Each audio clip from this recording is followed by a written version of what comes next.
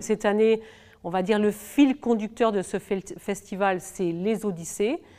Et bien sûr, en traversant les Odyssées contemporaines, c'était important de retourner à l'Odyssée, le texte fondateur d'Homère. Par rapport à cette commande, c'était l'Odyssée, c'était les jeunes gens de premier acte, que je dois mêler avec des amateurs. Le programme premier acte a démarré il y a 5 ans et c'était suite à un constat qu'il n'y avait pas du tout de diversité sur les plateaux de théâtre. Sur l'annonce du casting pour premier acte, c'était mentionné jeunes de la diversité ayant subi des discriminations. L'école m'a ouvert, je me regarde des fois dans la glace et je sens vraiment le changement, quoi, physiquement et mentalement dans le théâtre que je vais faire. Avec les acteurs, ils sont 6, même s'ils ne sont pas encore, pour certains professionnels, ils sont en école, mais on va dire ils vont en faire leur métier, les acteurs de premier acte.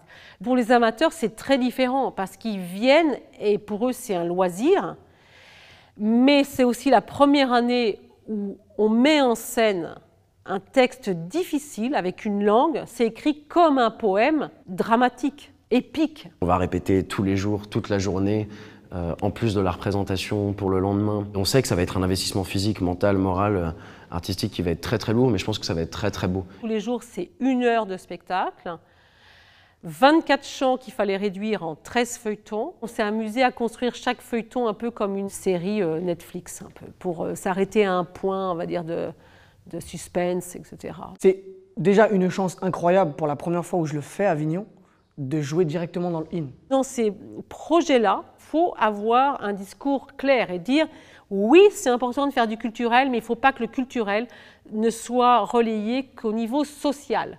Le culturel, c'est de l'art aussi. La Fondation SNCF, pour ce projet, je trouve, a été très à l'écoute.